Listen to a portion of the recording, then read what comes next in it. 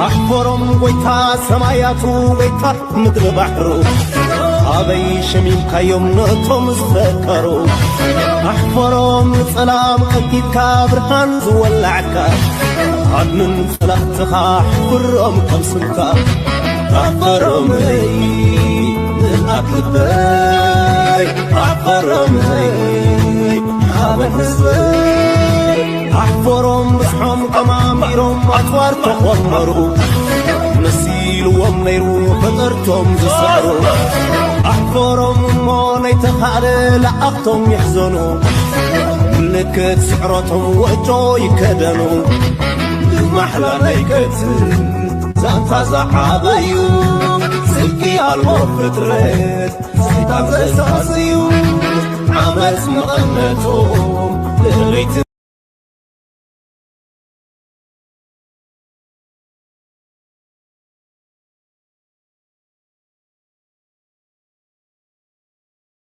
تسفى قبر يا امبارح دخلته مدبات حيزلكم قريب اللخو بزعبا صدقان قبرة تنسايز قبرو زلو صلاة بلعلي إيرتران تقاناتاتن بإيدوانونو زقبرو قفعتات كله تركب عاديو ناب إيرتران سقع حجي زوروبو ولا كله سرحو أبلعلي إيرتران دلو صلاة نداق هادو خيد سلازلو نعون مكلاع زأكل بمحارنيا يزولو حدا محارنيا ندا ترغونكو ويكا تي زمسلن ريتوتات ندهبكو خيك فتني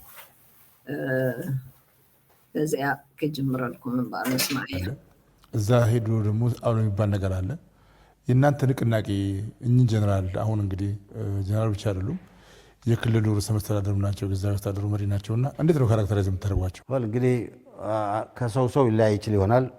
በእኔ አመለካከት የሚበልጠውም ከኔ ጋር በዚህ ንቅናቄ ውስጥ ያሉት ጓዶች ያላቸው አመለካከት ታደሰ የማይገባውን ኦፖርቹኒቲ አግኝቶ ነበር።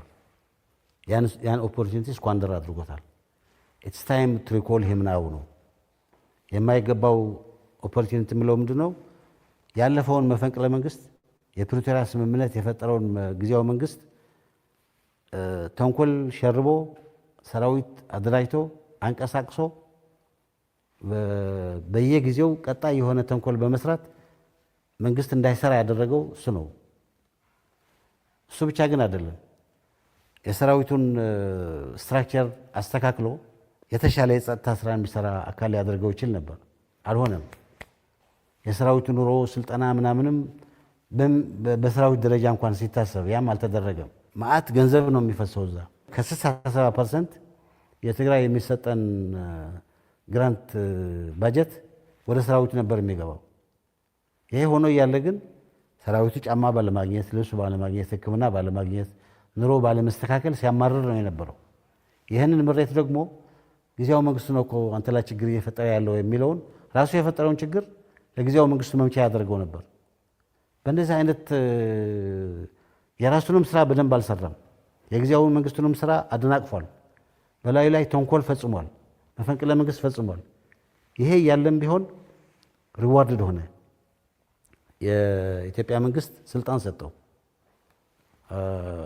ቀደም እንዳልኩት የተሰጠበት የራሱ ምክንያት ሊኖር ይችላል። እኔ አላውቀውም።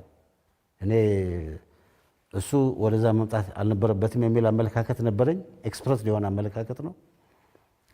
ለምን እንደመጣ ግን እኔ ኤክስፕሌን ላደርገው አልችልም። ያም ሆነ ግን ኦፖርቹኒቲ ተሰጠው።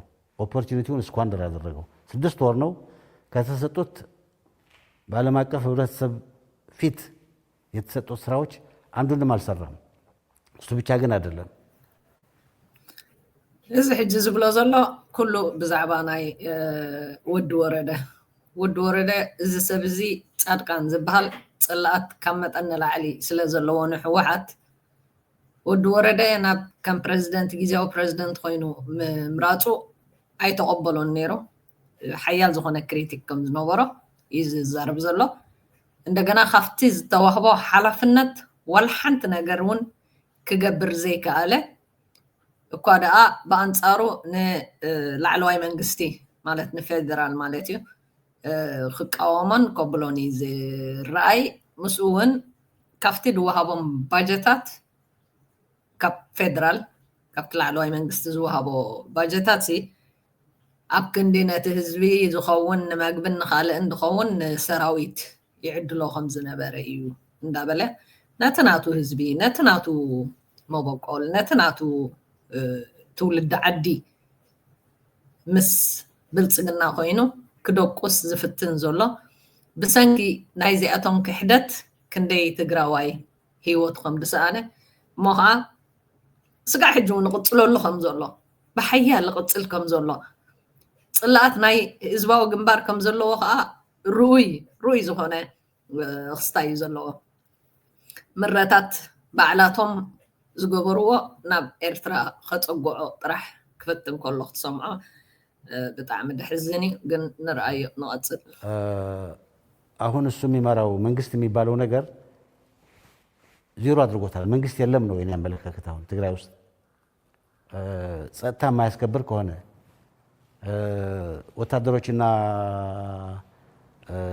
አንዱ አፈንጋጭ ፓርቲ በአንድ ላይ ተሰባስበው ዲክቴት ያደረጉት የነሱ ተላላኪ ከሆነ ይሄ መንግስት አይደለም የትግራይን ችግር አይፈታም አልፈታም ለወደፊትም አይፈታም ሶ የኛ አመለካከት መንግስት ሪኮል ማድረግ አለበት እሱ ነው ስልጣን የታደሰ ስልጣን ከማዕከላዊ መንግስት ነው የመጣው ከትግራይ ህዝብ አልመጣም ቲፒኤልኤፍ ጠይቋል እሱ ይሁንልኝ ብለዋል ግን የጊዜያዊ መንግስት አወቃቀር በሚፈቅደው መሰረት ማዕከላዊ መንግስት ነው ይሄን የሚወስነው ወስነው ደግሞ ታደሰ ይሁን ብለዋል 6 ወር ቆይቷል 6 ወር ቆይቶ ከተሰጡት ስራዎች አንዱንም አልፈጸመም ብቻ ሳይሆን የነሱ ተጣራሪ አድርጓል ለምሳሌ ከውጭ ኃይሎች ጋር ግንኙነት አይደረግም ይላል ከስምምነቶቹ አንዱ ታደሰ ተገናኘ ያልተገናኘ ከሻዕቢያ ጋር ማቆ ነገር የለኝም ግን የሱ ወታደሮች ናቸው የሚገናኙ ያሉት እሱ ከሱ ጋር አብሮ የሚሰራ ፓርቲ ነው እየተገናኘ ያለው he has an obligation to stop it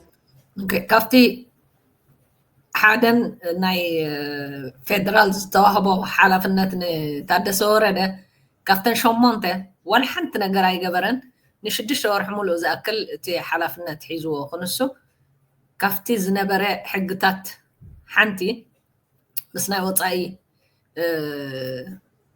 ሃገራት ርክብ ዝበሃል ክግበር ከም ዘይብሉ ዝብል ነይሩ እሱ ምናልባት ኣይተራኸብኩን እዩ ዝብል ራኸብ ዲ ኣይራኸብን ግን ዝፈልጦ ነገር የብለይ እምበሪ ይራኸብ እዩ ዝዓይኖት እዩ እታ ምርኻብ ምስ ህዝባዊ ግንባር ወይ ምስ ህዝቢ ኤርትራ እዛ ናይ ፅምዶ ስጋዕ ክንደይ ኣብ ልቦም ኣትያቶም ከም ዘላ ፈርከሽከሽ ኣቢላቶም ከም ዘላን ከዓ በዚ ኢና ንሪኦ ፅላኣቱ ግን ኣብ ልዕሊ ወዲ ወረደ ዘለዎ ፍልይ ዝበለ ክኸውን ከሎ ኣብ ልዕሊ ኤርትራ ከዓኒ 10 ግዜ ዕፅፊ ፅላኣት ከም ዘለዎ የገርኤካ ማለት እዩ ይሄ ከፕሪቶሪያ ስምምነት ውጭ ነው ለማዕከላዊ መንግስት ፕሎት ማድረግ ነው ማዕከላዊ መንግስትን ለማውደቅ ኢትዮጵያ ውስጥ ትርምስ ለመፍጠር ፕሎት ማድረግ ነው ይሄ ቶለሬትድ መሆን ያለበት ነገር አይደለም ከሁሉ በላይ ደግሞ የትግራይን ህዝብ ፕሮብሌም እያባባሰ ነው ይሄድ ያለው አይፈታውም ስለዚህ ኢትስ ታይም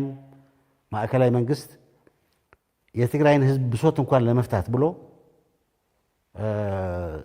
ጨርሶ ኢምፕሎድ እያደረገ ባለበት ወቅት ኢምፕሎድ አድርጎ ሳይጨርስ እያለ ይህን ጉዳይ መፍታት አለበት ብለን ነው የምናምነው ያስቀመጥናቸው ዓላማዎች ይህን ነው የምንሰራው ነው እያልን ያለነው ህዝብ ለማሰባሰብ ኃይል ለማሰባሰብ ብለን ነው ያስቀመጥነው አንድ ፕሪኮንዲሽን ግን አላቸው ያ ፕሪኮንዲሽን ታደሰ መወገድ አለበት የሚል ነው እሱ ሳይወገድ እነዚህ ዓላማዎች መፈጸም አይቻሉም ሁሉ ሰው ለምሳሌ ጥሩ ናቸው ዓላማዎች ይልና ታደሰ ያለ እንዴት ተፈጽሟቸዋላችሁ ይለናል አንዱ ፕሪኮንዲሽን ታደሰ መወገድ አለበት እና ከዛ በኋላ ነው እነዚህ ዓላማዎች ሊፈጸሙ የሚችሉት ከዛ በኋላ ነው የትግራይ ህዝብ ከገባበት ክራይሲስ መቆም የሚችለው ትንሽ እረፍት የሚመስል ነገር ትንሽ መንግስት የሚመስል ነገር ለአጭር ጊዜም ቢሆን የሚያገኝበት ከዛ በኋላ ደግሞ በምርጫ ወደ ዘመናዊ መንግስት የሚገባበት ወደ ኢትዮጵያ መንግስት ኢንኮርፖሬትድ የሚሆንበት ከዛ በኋላ በደንብ አስቦ የሚፈልገውን ምርጫ የሚመርጥበት ሁኔታ ለማምጣት ታደሰ መወገድ አለበት አሁን እንግዲህ ንቅናቄያችሁ ያስቀመጣችሁ አቅጣጫዎችም ዓላማዎቹ ግምገማዎቹም አብዛኛው የሚያግባቡ ናቸው እርስዎ እንዳሉትም ብዙዎቹ እንዴት ይፈጸማል ነው እንጂ ጥያቄ የላቸውም ከዚህ በመነሳት እናንተ ጋር ተቀላቅለው እንዲታገሉ እንዲያግዙ መግቢያው በር እንዴት ነው መግቢያ በራችሁ ምንድነው? ክራይቴሪያው እንዴት ነው የምታሰባስቡት? እዚህ ላይ ትንሽ ነገር ቢሉ አሁን የሚሰሙን ሰዎች ከዚህ ንቅናቄ ጋር ለመሰለፍ አብሮ ለመስራት ምንድነው ቅደም ተከተሉ መንገዱ ምንድነው ብለው ቢጠይቁ ምንድነው እናንተ ምላሽ? ክራይቴሪያዎች ያስቀምጠናል። ድርጅቶቹም ግለሰቦችም ማህበራትም የሚገቡበት ክራይቴሪያ ያስቀምጠናል። ክራይቴሪያዎቹ ዲቤታብል ሊሆኑ ይችላሉ።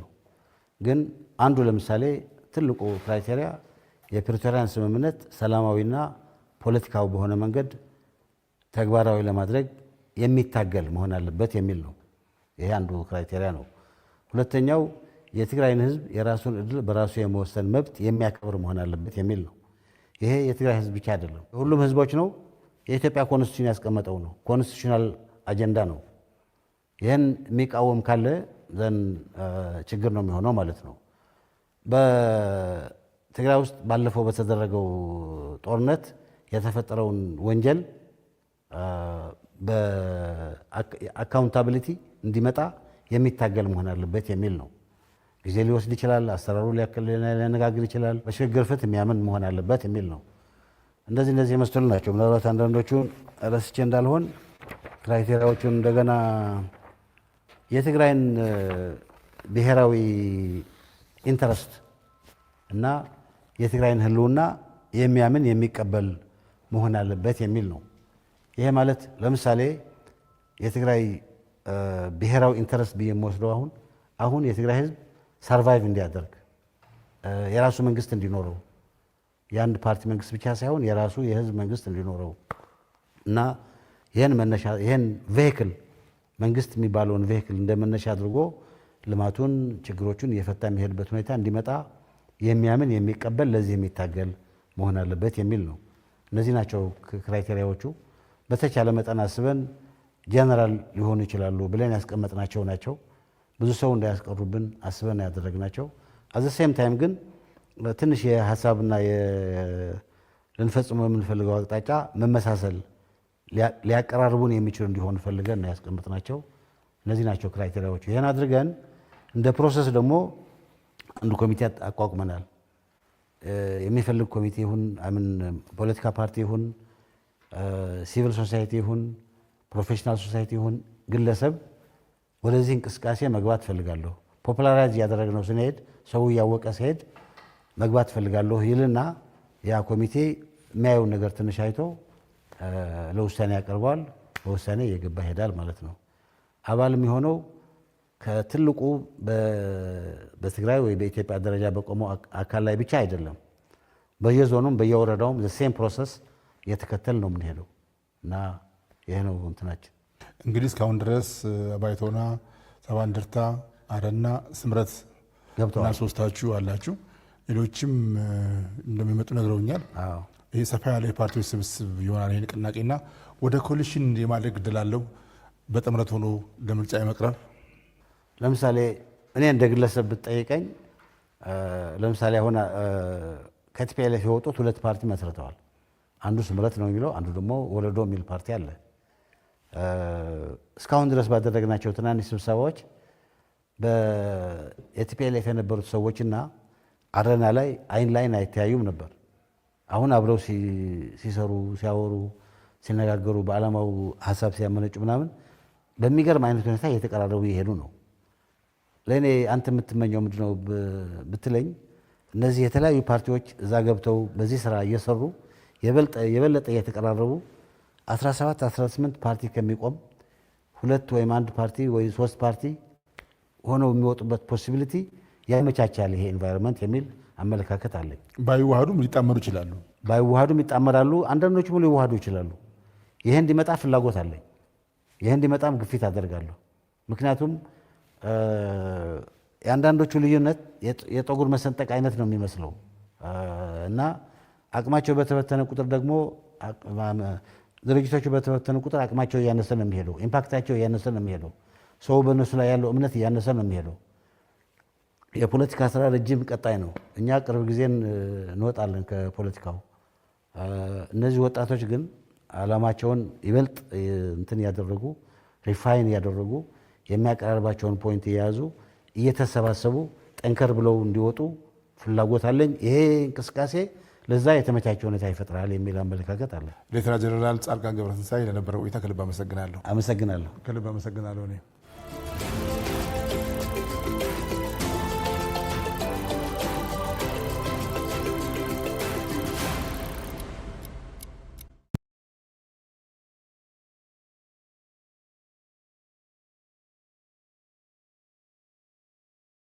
اوكي كبرات تخاتلتي لول بحر ميديا كله زي صدقان كبلو دصنحه انتايو طرح اتناتو جبنات انتاي يقبر كم زنبره ابي حزبيه طفق خم زنبره انتاي عينت حساب انتاي عينت ميلا خم زنبرو زرعي بزح ነገር ይዞሎ ግን ኩሉ ግዜ እንታዩ ካብኦም ከህድሞ ክብሉ ንኻልኦት እዮም ዝጥቅኑ ታትጥቀን ካመንያ بعبيو تتصلات سلازلو مس حوحت ناب حوحت يزوردو زلو كوا حاليفو تاريفو كن مس إيرترا وندي وتصل سلازلو بون ود بون يمبر منيو قتالاي منيو عماطاي بعلاتهم زلوخوم زنبرو خاب قالاتهم كن سمعينا እነዚህን መዘር መንዘር ማጥፋት አለባቸው።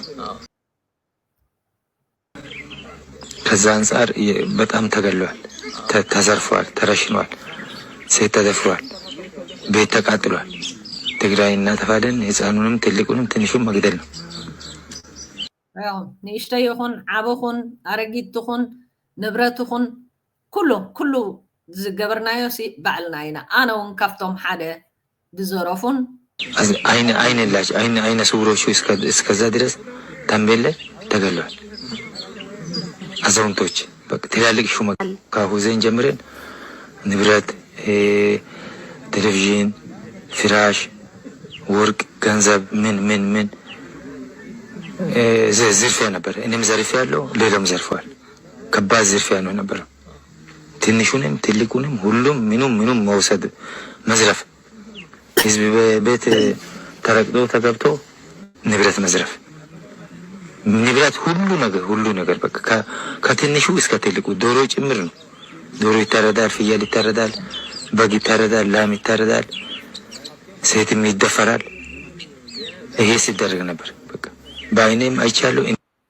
በቃ እዛሁን ሰማዕት ጸናሕና እዩ።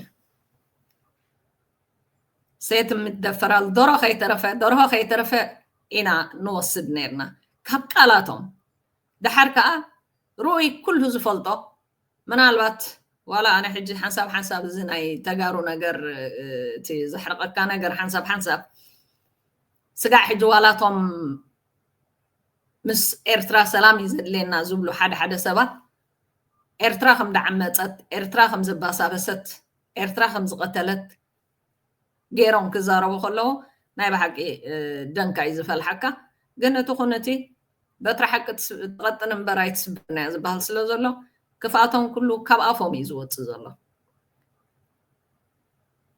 ቀታሊ ትግራይ ወዲ ትግራይ እንተዘይኮይኑ ኤርትራዊ ኮይኑ ኣይፈልጥኒ። ኤርትራ ሰራዊት ኤርትራ እቲ ዝነበረ ፅላኣት እቲ ዝነበረ ኣብ መንጎና ትድበደሉና ግፍዕታት እቶም ክጠፍኡ ዘለዎም ምናልባት ትኩናት ምስ ሰራዊት ዳ እምበር ምስ ህዝቢ ብፍላይ ሰራዊት ኤርትራ ህዝቢ ይብድል እዩ እንድሕር ትብሉ ኣለኹም ሓሰውቲ ስለ ዝኾንኩም ጥራሕ ኣዴታትኩም ትቐትሉ ባዕልኹም፣ ኣሕዋትኩም ትዕምፁ ባዕልኹም። ዋላ እዚ መሓንኛ ዝዛረብ ዘሎ ኦሮሞ ድዩ ኣላምሓርያ ኣይፈልጥኒ ባህልኹም እዩ። እቲ ምዕማፅ ድዩ ዋላ እቲ ምቕታል ድዩ ሰላማዊ ሰባት ምህላቕ ናትኩም ባህሊ ዳ እምበር ናይ ኤርትራዊ ባህሊ ኮይኑ ኣይፈልጥኒ። ንድሕሪ ሕጂ እውን ክኸውን ኣይክእልኒ። ከም ሰራዊት ኮንኩም ዓጢቅኩም ምስ ትመፁ ግን ትግልባጡ እምበር እንታይ ዳ እሞ መን ዳ ክምሕረኩም? ግንባርኩም ምባል እዩ እምበር ሽዑ ተጠሊዕካ ኣውያት ኣይኮነን። ኤርትራ ዝቐተለቶም ሰራዊት ኤርትራ ምስ ከምኡ ሚሊታሪ ዝተኸደነ እንተዘይኮይኑ ቀምሽ ዝተኸደነት ሰበይቲ እንኳን ዶ ብኻላሽንን ብኻልእን ብዕንጨይቲ ከማን ኣይትንክፍኒ። ኤርትራዊ ብስነ ምግባር ዝተቐፅዐ ሕጊ ዝፈልጥ ኣከያይዳ ናይ ወታሃደር ዝፈልጥ ንክሸይን እውን ይኹን ኣፍቂዱ ዝንቀሳቐስ ሰራዊትን ህዝብን እዩ ዘለና። ስነ ስርዓት ካብ ገዛኻ እዩ ዝጅምር። ካብ ገዝኦም ተመልሚሎም ብስነ ስርዓት ዝወፁ ከዓኒ ኣብ ደገ ወፅዮም ሰራዊት ተማሂሮም ኩሉ ሚሊታሪ ሕግታት ተማሂሮም ፖለቲካ ተማሂሮም ሰልጢኖም ከዓኒ በቲ ክገብሩ ክኸድዎ ዝግብኦም ፕሮፌሽናል ዝኾነ መንገዲ ኣካያይዳ እንዳኸዱ እዮም ስርሒቶም ሰሪሖም ገዝኦም ዝምለሱ ስለዚ እቲ ክፍኣትኩም ናብ ኤርትራ ጥራሕ ከተልግብዎ ትደልዩ ንሕና ለሚድናዮ ኢና እዚ ናታትኩም ተንኮልን ፀለመን عنقرر كلكم يا خم قال التعمي أنا لكم حاطين أتيهم لاني لكم تايدو بيدو لكم تايدو بعلم لخجن شبط زخانة evidence زلوا حجاوي زخانة سندات سلا زي بالكم تو تباهلكم تناتيكم تودع 4 تناتلي عم استحواطكم على ليو حدا جمرت بعلهم يا خم كنت عندك أنستي تقرايدين بدك تجارو حواطن تعميتن كنت عندك أنستي تقرايدين بتونساتن بخرا غيركم جلجلكم بعلهم كابتبلوها مالتي نحن خيرنا ودرعنا نجري بلنا ولا حتى ايفيدنس جن نسراويت ايرترا خون منجست ايرترا قالنا عدبل ندحرها لكم بس خدكم سي اذا اكل ايفيدنس ندحرها لكم بافكم طرح تزاربكم لو سوق كتبلو نعم امريكا ملو دسك حكومه ينوركم نا ترجع قبل الكتب له قنا تركب عادي تدغط قطعكم دولو قديفكن نافت زي قطقطكم وين نافت دحالي لكم ماين بان اندهابكم نعويكم تخستاي تقبروا سقع حجزهم منقست ايرترا وي سراويت ايرترا هم زغيرنا يتبل دولهم كا ادب قبروا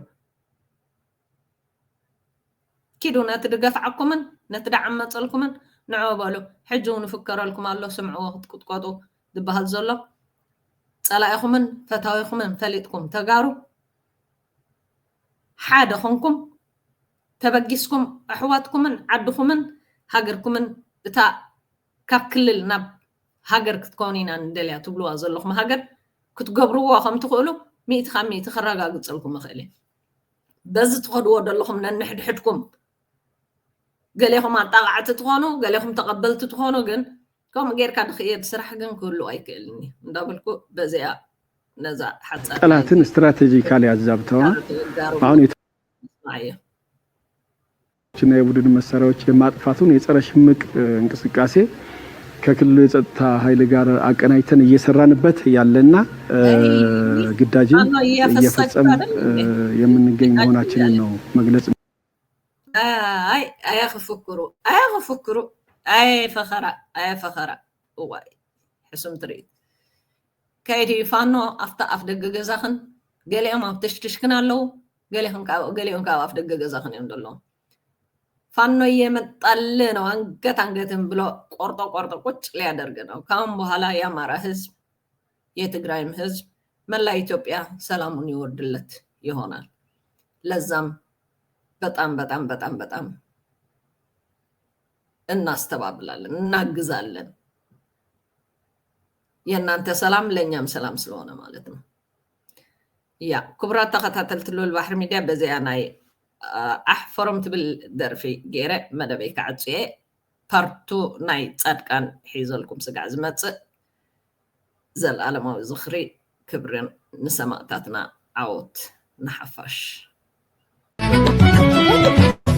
احفرم ويتا سماياتو ويتا مدر بحرو ابي شميل كيوم نطم زفكرو احفرم سلام اكيد كابرهان زولعكا عدن صلاحتها حفرم كم سلكا احفرم لي من أطلبي احفرم لي حابن حزبي احفرم بصحم قماميرم اطوار تخورمرو نسيلو ومنيرو فطرتم زسعرو احفرم موني تخالي لأختم يحزنو لكت سعرتهم وجو يكدنو محلى نيكت زانتا زعابيو سلكي الوفترت سيطان زيساسيو عمس مغنتهم لغيت